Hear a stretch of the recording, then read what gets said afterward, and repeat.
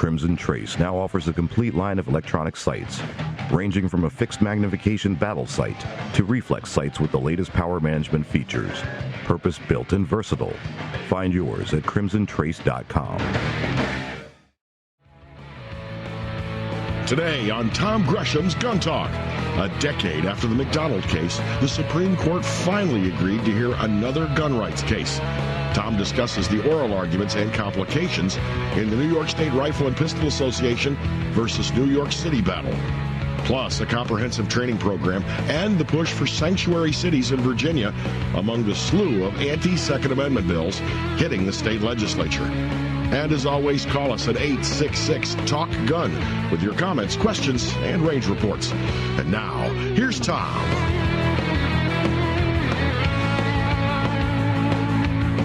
Well, a good Sunday afternoon. If you're hearing this live, it's Sunday afternoon. If you're listening to it some other time, I don't know what day it is. You'll have to check it for yourself. Hey, I'm Tom Gresham. We're going to be having some fun today, talking about some serious stuff as well as having fun. We have 3+ hours of talking about guns and safety and responsibility and shooting and scopes and optics and handguns and rifles and shotguns and ammo and safe gun storage. And obviously, we will talk gun rights, Second Amendment. A lot of things going on right now with that. And frankly, I will discuss something I haven't talked with you much about here in the past, but I think it's time to talk about it. It's how I think in some ways I'm tempted to gild the lily and say we're not doing as well as we could. That's not fair. I think in many ways we're actually losing, and I will tell you why I think that is and what we're doing and what we need to do about that as we go forward. If you'd like to be a part of the madness here, of course, as always, we're looking for your stories. We call them range reports. You've been out to the range, you've been doing some shooting, you bought a new gun, tell us what you've been up to. 866-TALK-GUN. We'll certainly get you in here. All right, I can't believe it's been only a week since I was in Washington, D.C. I went to the United States Supreme Court last Monday. I sat there and heard this case argued, the New York State Rifle and Pistol Association versus the City of New York. It's kind of a messy case. It's a little bit hard to describe, to explain to people. But in essence, the City of New York prohibit people from leaving the city with their legal guns. Fast forward, it got appealed. First it was challenged, it got appealed, finally got appealed to the Supreme Court. The Supreme Court says, okay, yeah, we'll hear that. At that point, New York State does a Lucy with the football and says, whoa, we're going to repeal the law. See, there's nothing to see here. Never mind. We don't want a negative decision. We don't want a precedent set. So the question is the Supreme Court going to let New York play them that way? And that was pretty much what the arguments were about, really honestly more so than even the merits of the case. We might know in a week or two whether they're going to take the case on the merits, that is it moot or not. If they do take it, it could easily be June before we hear what the decision is. It's been a decade since we had Heller and McDonald decisions. The Supreme Court has ducked and dodged, but now that we have a new makeup on the Supreme Court, maybe we'll get something. At least we're hopeful. I'll tell you what, somebody who knows a lot about that, has been following that, and a whole lot of other things, joins us right now, our good friend Cam Edwards. How are you, Cam? I am great, Tom. How are you?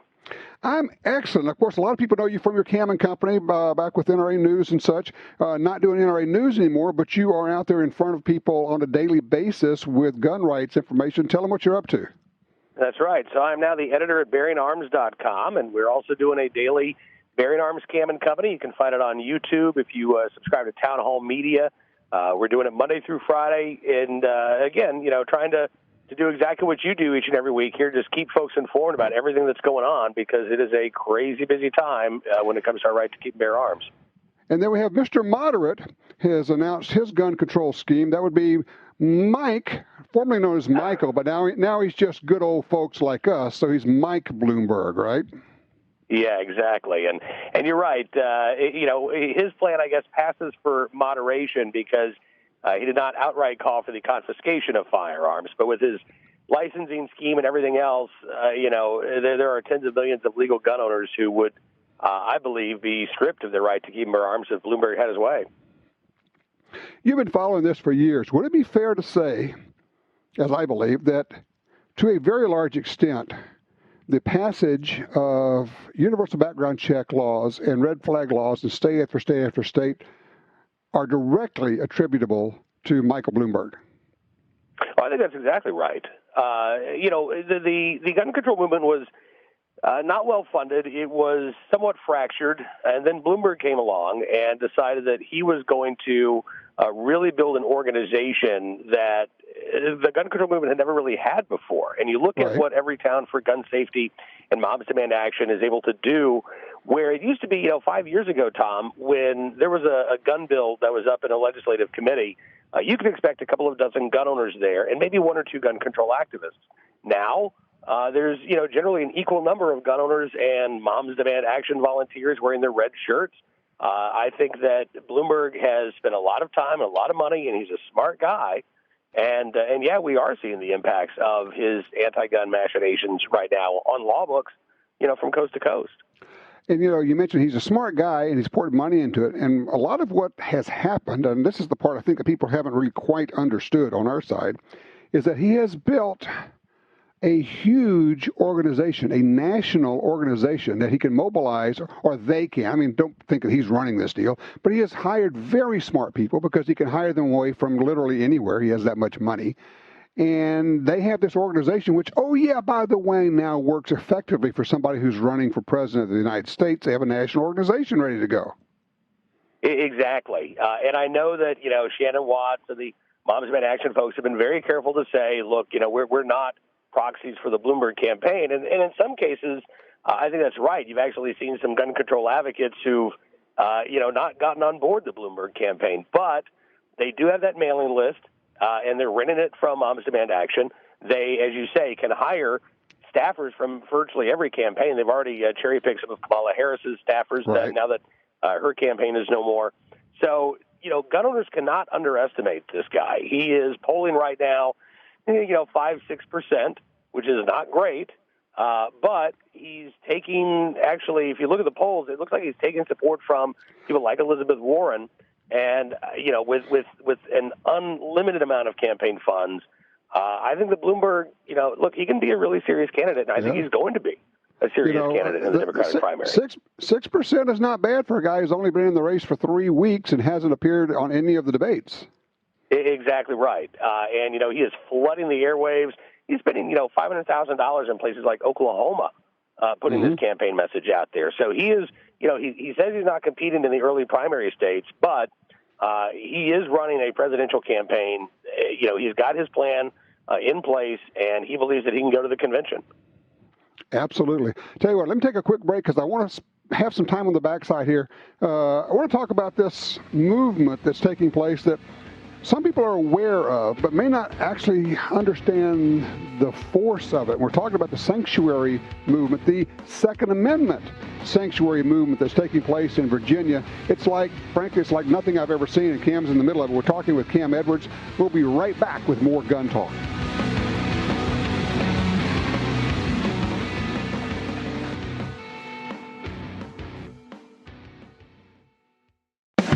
Purchase a Crimson Trace laser sight and receive a $50 rebate now through April 30th. Laser sights are available for your specific handgun model, as well as universal fit options for handguns and long guns with accessory rails. You can outfit your firearms with the ultimate sighting solution by visiting crimsontrace.com, your local authorized dealer, or a featured online retailer. Find out more about the $50 rebate at crimsontrace.com. This is Ryan Gresham with Gun Talk. Visit guntalk.com/win to enter the Fall-A-Day giveaway for a chance to win the grand prize or one of 3 first prizes. The grand prize winner receives a Ruger Security 9 compact handgun and a Ruger American Hunter rifle in .308. A Liberty Safe Special Edition Colonial 23 with the 3-in-1 Flex interior. An ATN Thor LT 3-to-6 power thermal rifle scope. 3 cases of ammunition from Federal Premium, a prize pack of popular holsters from Alien Gear Holsters, including the Shapeshift Core Carry Pack, and the Mantis X10 Shooting Performance System. 3 first prize winners will receive the Alien Gear Holsters prize pack and the Mantis 10X shooting performance system.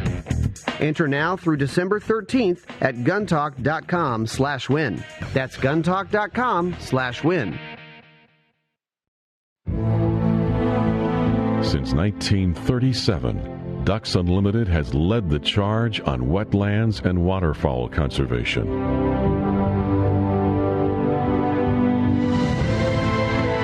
Wetlands reduce the effects of flooding and recharge our drinking water, but perhaps most importantly, they allow us to experience what makes the outdoors so great. Band together to rescue our wetlands.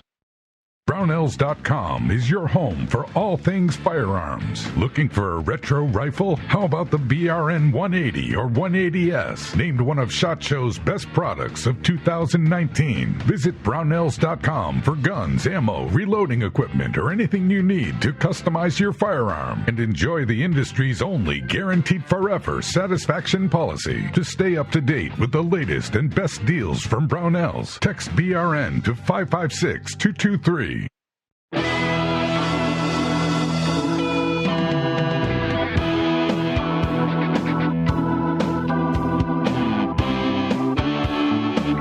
When you've been around as long doing the Second Amendment activism work, as long as I have, as long as my guest, Cam Edwards, has, you've seen a lot of things happening. But, Cam, what's going on in Virginia right now is something, we've seen things like this, but I don't know that I've ever seen anything with the velocity, the ferocity of what's going on there. Explain what's happening. Yeah, it's really amazing. So we had our elections November 2nd, and for the first time in 26 years, anti-gun politicians are now in complete control of Virginia's legislature and executive. And since then, we have seen nearly half of the counties in the state of Virginia, Tom, declare themselves to be Second Amendment sanctuaries. They've either passed resolutions or in a couple of cases they've passed actual ordinances saying that no county funds will be spent to enforce unconstitutional gun control laws. And not only are we seeing County Board of Supervisors pass these resolutions, we're seeing more and more county sheriffs, and we're starting to see Commonwealth's attorneys, the local prosecutors, also take that very same stand and say that they will not be enforcing any unconstitutional gun grabs. Now, this is in reaction to the flood of gun control laws that have been put into the legislature, because these have been introduced over the years, but they've been stopped because the legislature was Republican. And the governor said, well, but if it comes to me, I'll certainly sign any gun control law you put before me. And now the Democrats are in charge. And they're saying, okay, here's the wish list. And it looks like either the best of, or if you're on our side, the worst of what we see in California and Massachusetts and other states like that. That's exactly right. They are not, nibbling at the edges. I've had gun owners say, well, gosh, it's pretty close in the state Senate. Don't you think maybe that might force them to moderate? No. They believe that this is, again, a once-in-a-generation opportunity to advance their agenda in Virginia, and they are going all out, Tom. Senate Bill 16, which is authored by the incoming Senate Majority Leader, is a sweeping semi-auto ban that bans the current possession of legally owned rifles. Now, there is no, Beto O'Rourke-style compensated confiscation plan. Just confiscation. If you own this rifle, you're not allowed to possess it if this law goes into effect. There are bills that would strip parents of their authority to decide when their minor children are old enough to handle a firearm without direct adult supervision, even if we're talking about hunting or self-defense. There's, universal background check laws, the return of one gun a month, red flag laws. I mean, it's awful. There's actually one that, if I read it correctly, could make it illegal to go get firearms training. That is Senate Bill 64. And, it's a bad bill, but the portion of the law that you're talking about has actually already been in effect in Virginia. Okay. And this is, it's designed as a bill that is, makes it illegal to train anybody for the purposes of civil insurrection. And so that law has already been on the books. What's new is a section that prohibits the carrying of firearms in public for the purposes of insurrection or civil disorder. And so I think the concern there is that anti-gun politicians are going to look at this and say, okay, well, your open carry march or even your Second Amendment rally where people are carrying, That is designed to, intimidate people, or it is designed to promote civil insurrection, and it could, they could use that to crack down on public assemblies, lawful public assemblies. I'm less concerned about them trying to crack down on firearms training as a result of that bill, simply because that language has already been in there. But again, given the anti-gun attitudes that are now in charge in the state, honestly, who knows what's going to happen? All right, but here's what I want you to discuss, because we talked about this before, just a few minutes ago, where traditionally gun owners kind of would shrug and say, let the NRA handle it. It's all going to be okay. A few people would show up. And now describe what's going on at these city council meetings and at these various meetings around the state when they're discussing these sanctuary laws. Well, it's again, like you say, it's like nothing that I've ever seen before. Shenandoah County, Virginia, had over 1,000 people show up for their county's Board of Supervisors meeting. More than 1,500 people showed up in Virginia Beach. These tiny rural counties. I was in a place called Goochland County, Tom, which is about 30 miles north of Richmond one night last week. About 18,000 people in the entire county.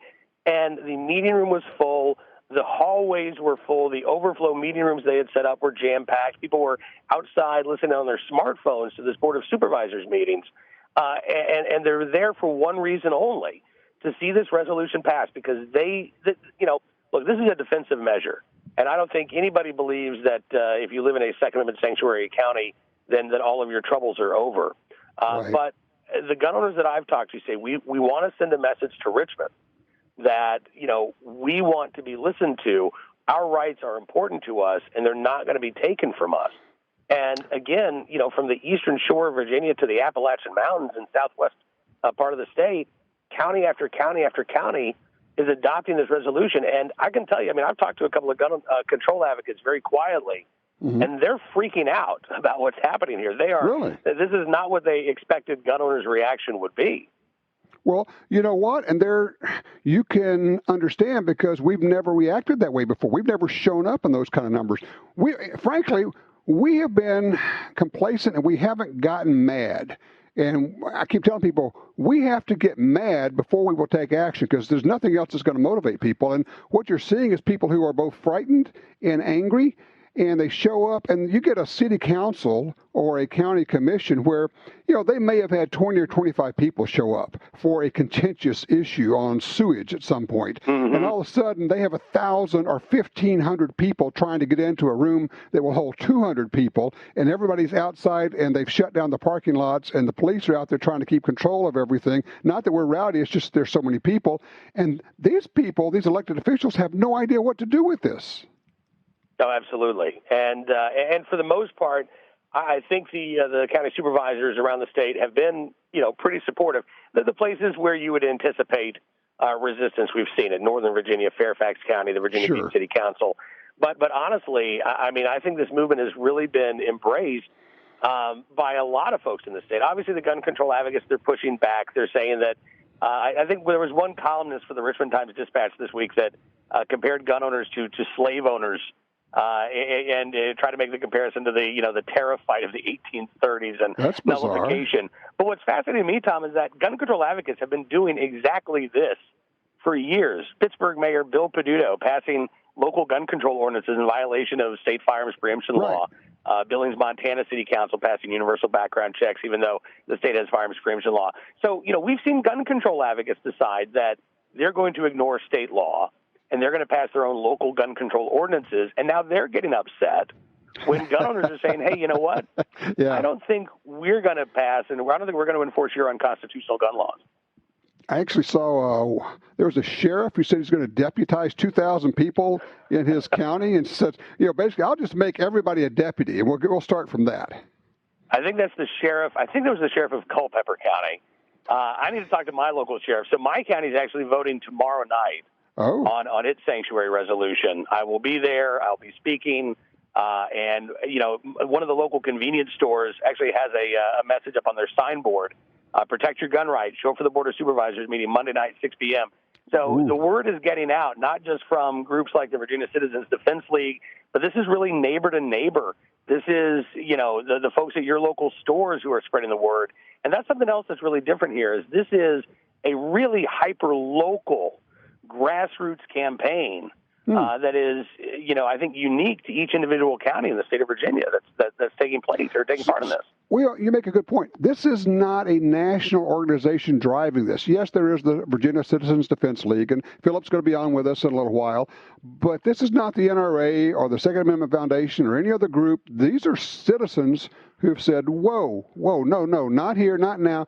And, I want to touch on something here, Cam. People, the gun control people, and more especially the people in the middle or these county supervisors who are trying to figure out what's going on, I try to explain it to them and say, well, look, imagine if you said, we are going to pass an ordinance that allows us to ban any book that we don't like, and if you are in possession of that book, you would be a felon. You would get pushback on that. And they would go, yeah, rightly so. That would be crazy. And I tell them, here's what you're not getting. Is that those of us who support the Second Amendment view it to be on exactly the same level as the First Amendment, and anything you would say you can't do to the First Amendment, we say then you can't do it to the Second Amendment. That's exactly right, and unfortunately, again, these lawmakers in Virginia, they don't see our right to keep bear arms as a real right. Right. And so we've got bill after bill that's been pre-filed that turns our right into a privilege. And again, that's why you're seeing the reaction that you are from people who are standing up. They're fighting for their rights. They're fighting for the rights of their kids. They're worried, in some cases, less about themselves, but what happens a generation from now, if we don't take a stand and fight right now. Okay. All right. Short answer here. Do you see this kind of intensity, this kind of feeling waiting all over the country for gun rights activists just be waiting for the switch to be flipped?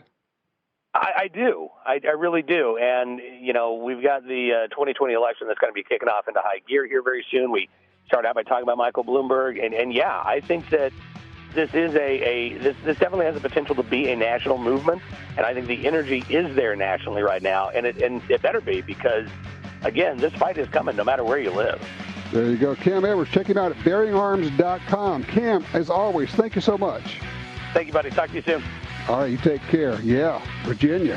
Here's the question. If it comes to your place, are you willing to show up? Are we finally willing to show up? In fact, I tell you what, in a minute, we'll talk to somebody who, in fact, did show up at the Supreme Court, outside there, with all of the Bloomberg protesters. We'll have that news for you when we come back.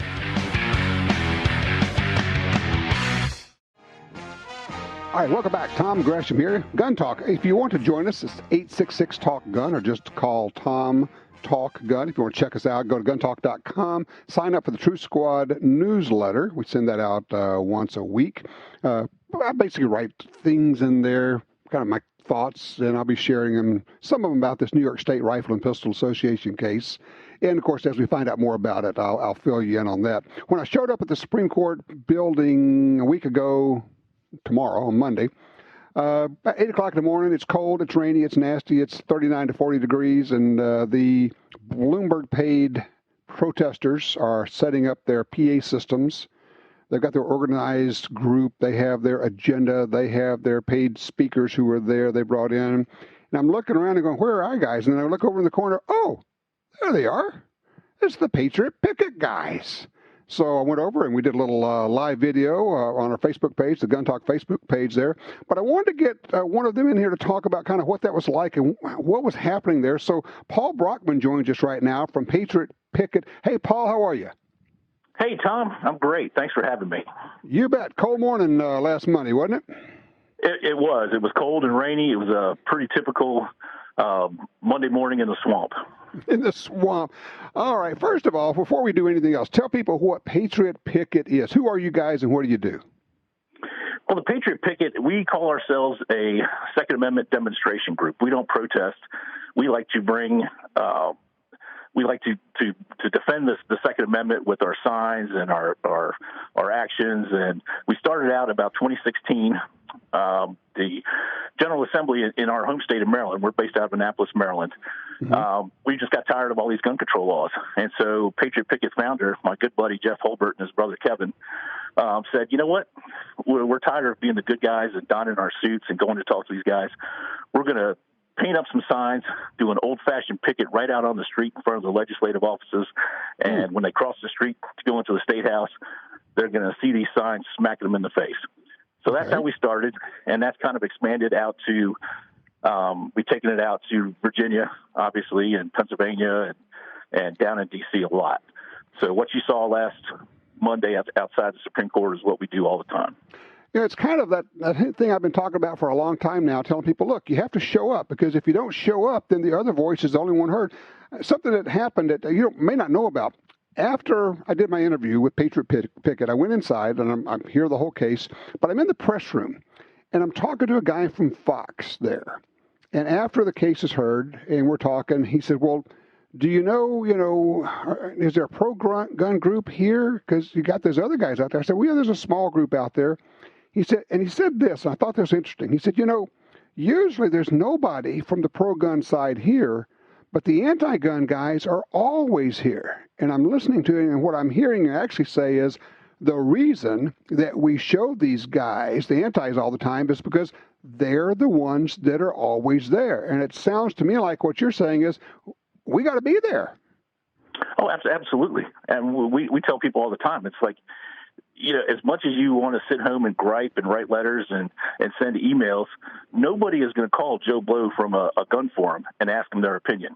If you're not out on the street, if you're not out in their face, and if you're not out there taking up some of the sidewalk space from the antis, you're not going to get your message out. Let me ask you this, and I get this pushback all the time. Same thing all the time. It's almost like with this smug, condescending thing that our people say, well, those of us on our side, we all have jobs. We have to go to work. We can't be out there. They're getting paid to do that, blah, blah, blah. I know you hear the same thing I do, right? Oh, we hear it all the time. And I will tell you that out of the probably 15 or so people we had out there, all but 3 of them are at work full-time. We have 3 seasoned Patriot Picket veterans who are retired, and the rest of them, I'm self-employed contractor. So you took a day off of work to be there. Yeah, absolutely. Absolutely. It cost you money to be there. It certainly did, but it's worth it.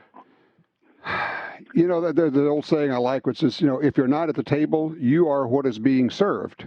If this is one of those deals that if you're not there, you simply do not exist. And it's one of the reasons, let me throw this thought out and get your thoughts.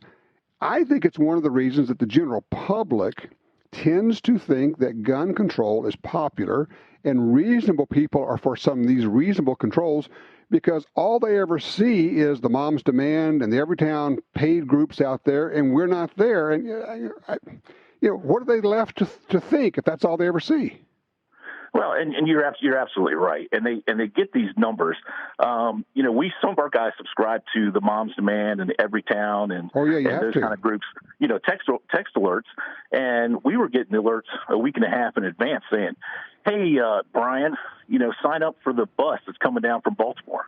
And then when you actually interview some of these people, like I was doing it out on the sidewalk. Oh, yeah. Talk about that, because I love that. Can you just tell me a little bit your thoughts about the case that's being heard? And to a person, they either told us they couldn't talk to us about it because the Everytown thugs have told them not to, or they just didn't know. They were just there to get a free hat and some donuts and coffee. They had no idea what was happening inside, but the NRA is bad, Orange Man is bad, and that's why they're there. They literally, and I want to make this point, the protesters who are in favor of gun control, the anti-Second Amendment protesters, literally to the very last one, did not know the name of the case that was being heard. They didn't know what the subject matter was that was being heard before the Supreme Court. They just knew it was a gun thing, and so they were given signs to hold up. And what they were doing was railing against the NRA when the NRA was really not a factor in this thing. That was not what was being discussed. I know, it was hilarious, and when you tell them that, because they would inevitably, if they had actually talked to you at all, they would inevitably bring up the boogeyman, the big bad NRA, and how it's evil and it's the cause of everything from gingivitis to beltway traffic. And when you tell them, it's like, well, this case really isn't about the NRA. Then they just have this look on their face, like, what? Huh? I got nothing. And then they turn away. Yeah. They don't know what to do. They don't have that thing. So, basically what I'm hearing here is that Patriot Picket is a group that encourages people to show up, because if we don't show up, then somebody else will determine what is our fate. And that whole deal. And I have made people mad now, and I'm okay with that. People on our side, because they say, well, we have jobs. I say, you know what? Get over yourself. You're not that important. Show up. Either show up or shut up. You can take time off. You can find a way, because if you don't, then you're giving up on the Second Amendment. Oh, absolutely. We call people like that sideline monkeys. They want to cheer from the sidelines, but nobody on the sidelines ever won the game. So we tell them, take a day off work, take vacation. This stuff is important to you. If you don't want your kids to live in slavery, this is the kind of thing that you got to be out and attend. Hey, Paul, tell them how they can find out more about Patriot Picket and what you guys are doing. You can find us on Facebook at The Patriot Picket or on the web at patriotpicket.org. Very good. Paul Brockman, thank you so much. Thanks for being there. I really appreciate it. Oh, it's our pleasure, Tom. Thank you for having me. You bet. You take care. Well, there it is. Show up. Well, you know what? There's no other. There's no or. We got to show up.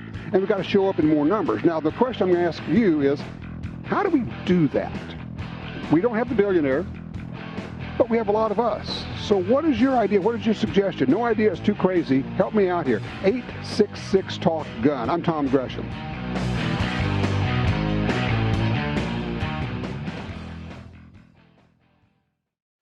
The pistol that redefined pocket carry just got even better. The Ruger LCP-2 has improved sights, an easy-to-rack slide, a larger textured grip surface for a secure grip and recoil reduction, and a short, crisp, single-action trigger pull for real-world accuracy. It's so small and light that there's no reason to ever leave home without your LCP-2. A serious pistol in a pint-sized package. Learn more about the LCP-2 at Ruger.com. It's the Bill of Rights, not the Bill of Needs. I'm Alan Gottlieb, founder of the Second Amendment Foundation. When someone says we don't need that kind of gun, remind them the Founding Fathers determined what rights our Constitution should protect. There's a world of difference between rights and needs. It is not the function of government to tell us what we need or what we don't. Certainly no one needs an assault rifle or a Saturday night special, or for that matter, no one needs a Corvette with a high-capacity horsepower engine capable of speeds to 150 miles per hour. But in the hands of honest, responsible individuals, we have the right of choice. We have the right to read books others don't like. We have the right to listen to any radio program we choose. We have the right to dress the way we want to. We also have the right to own firearms of our choice. So the next time someone tells you you don't need something, tell them it's the Bill of Rights, not the Bill of Needs. Join the Second Amendment Foundation today so that this message and our Bill of Rights might live. Call 425-454-7012. That's 425-454-7012. Attacks happen every day. How will you react? See real people put into real-life criminal attack situations on First Person Defender. Discover what works and what doesn't. Kidnapping, ATM robbery, home invasion, and other attacks. Learn how to save your life and the lives of your family. Get the entire first season on DVD at shopguntalk.com. Get prepared. shopguntalk.com. For more than 70 years, Timney Triggers has been enhancing the shooter's experience. Whether it's a local competition, a day at the range, or even the hunt of a lifetime. Setting the standard in aftermarket triggers, Timney is now producing more than 170 models of triggers for bolt-action rifles, shotguns, AR rifles, and semi-automatic rifles. Proudly made in the USA since 1946. Find your new trigger at timneytriggers.com.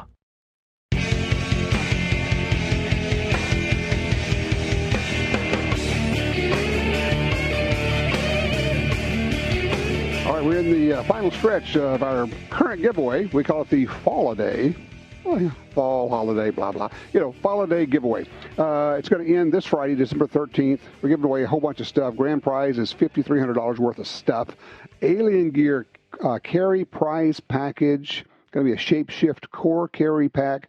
Grip Tuck universal holster, 2-holster combo.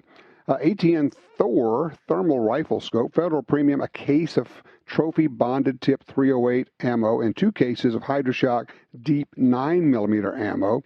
A Liberty Safe, a Mantis shooting system, Ruger Security 9 compact, and a Ruger American Hunter rifle in 308.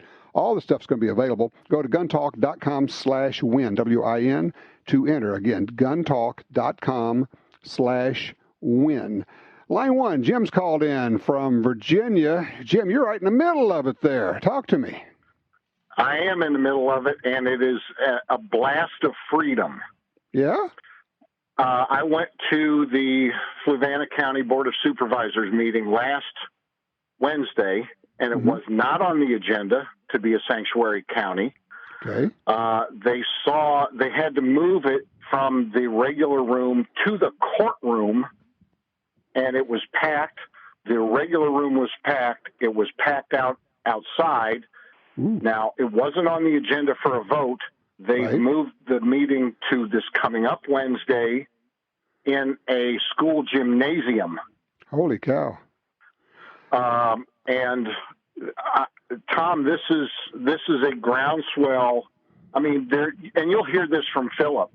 The Tazewell Board of Supervisors, they're forming a militia, and the sheriff in Culpeper said he's going to do background checks. If these things pass, he'll deputize everybody who passes so that they can keep their guns. Let me ask you a question. If this thing was not on the agenda, how did you hear about it? How are people finding out about this? Well, I stay informed all the time. And, you know, when the Democrats took the House and the Senate, we knew it was coming. And so in Virginia, thank goodness, it's a part-time government. They pre-file their bills, and then they go through their process. But all the pre-filing was happening. We knew what was going to happen. And they pre-filed the quote-unquote assault weapons ban and the high-capacity magazine ban and all their definitions and universal background checks and everything else. We knew it was coming. And once I think it was Campbell County, right outside of Lynchburg, when they declared themselves a Second Amendment sanctuary, I contacted a friend of mine on the school board, and he went hunting with one of the guys on the Board of Supervisors, and the ball just started rolling, and it was just like a domino effect, county after county after county. And all these people showed up at the meeting last Wednesday at 4:00, and it wasn't on the agenda. And the board said, we need to hear public comments on this. And they went through their quick business, and then the rest of it was public comments. Now, I know that the VCDL is working on this, but it is my impression, from not being in Virginia, but from looking at it from out here, that this is not heavily organized. This is just people waking up and paying attention. Now, look, and I got to tell you, a lot of people in the rest of the country are saying, well, God, if you people would have woken up ahead of time, you could have defeated everybody in the election. You wouldn't have this problem. Well, that's absolutely true. I mean, if you'd have shown up on November the 5th, we wouldn't have this problem. It is fascinating. And if you would, Jim, as you go to the subsequent meetings, give us a call back and give us a report on what's going on, and because I think there's something very special going on. Look, hey, Jim, thank you for the call. I really appreciate that. It's good to get that, on the ground report. If you're in Virginia, if you're seeing what's going on there, let me know. Give me a holler, 866-TALK-GUN. Also, Kim in Houston, don't go anywhere. I'm going to get to you. We do have room if you would like to offer your thoughts. Have we finally reached the time when we're going to get some of our people off their duffs and show up? Are you willing? Are you ready? Will you take a day off of work to do this, to save the Second Amendment, to save your country, to make it safer and more free for your children and your grandchildren? 866-TALK-GUN. All right, in just a few minutes, we're going to be talking about a shooting range. It's done an interesting thing. It put together a whole series of training classes and lumped them all together. And I think when you hear it, you're going to think, wow, I would love to do something like that. And if you have a shooting range or a gun store or something somewhere, you may want to look at that and go, we could do that here. Fascinating what's going on out there. We're talking about this movement right now in Virginia, the sanctuary city, sanctuary county movement, where they're saying, okay, you guys go ahead and pass all these unconstitutional gun laws. We're going to be a sanctuary county. We're not going to enforce any of those laws, because they're anticipating, watching, and there's no stopping it. Virginia is going to pass a whole raft of horrible gun control laws. Now that they have control, the Democrats have control of the House, the Senate, and the executive or the governor's mansion. So we'll see what happens there. We'll keep you posted on that. Kim's in Houston, line 4, with a thought on that. Kim, welcome to Gun Talk. Hi, Tom. Thanks for taking my call. I just have a quick minute. I'm about to run into a meeting, so I may cut it short. But okay.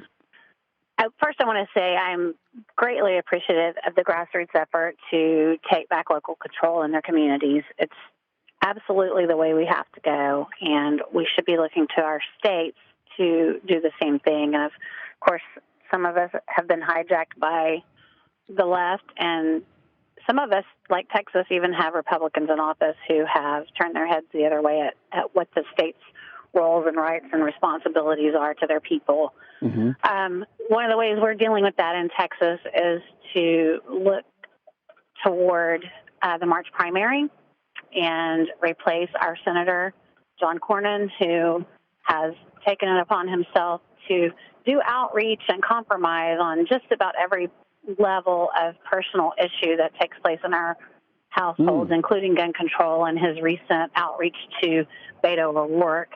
And the way we're dealing with that is to look toward his challenger in the March primary, Dwayne Stovall. And I would encourage all of your Texan supporters to check out TexansForStovall.com and learn what Dwayne's plan is to bring back our rights to our state, protect our state from the federal overreach. Because Texas is very much in play and in danger of shifting to purple and maybe even blue. So we're all keeping an eye on that. So you got to be fighting that on the ground right there. Yes, sir. Absolutely. So I ask everyone who cares about their rights and the futures of their families to protect themselves. So please check out Dwayne Stovall. All right. I appreciate it, Kim. Thank you for the call. Yeah, Texas is a big state. People say, well, Texas is Texas. Come on, it's the wet. No, well, Texas is also Dallas and Houston and San Antonio and Austin, or as we like to say, Berkeley in Texas. Somewhat. And, you know, their motto is keep Austin weird, kind of like Portland. It's kind of a Portland-ish feel there with a lot of the tech companies there. And it's shifting. It is absolutely shifting. People say, well, yeah, but Texas is a big state. Yeah, but you know what? It's like a lot of these other states. I mean, I'll guarantee you, it doesn't matter what state you're in. There are 2 to 4 media markets that actually control the numbers. And if a politician wins those areas, the politician can win. And that's what's taking place there. I mentioned several weeks ago an idea that we came up with here. When you want to get people to show up, gun rights people to show up somewhere, offer them this. Say, look, everybody that shows up, we're going to put your name in a hat, and we're going to pull names out, and we're going to give away 3 guns. You got to show up. You got to be there to enter, and maybe even you help bus them in. Maybe you provide transportation. And I guarantee you, you can get somebody to donate guns, whether it's a gun store or just individuals who say, yeah, I got some guns here that I don't need now. We'll donate those. People will show up. It's just an idea. Thinking about ways you can get people to show up there. That'll work. Hey, when we come back, let's talk about serious firearms training. We're also going to talk about this deal that happened at Naval Air Station, Pensacola, a terror attack, and what does it mean in terms of what you carry and how you carry.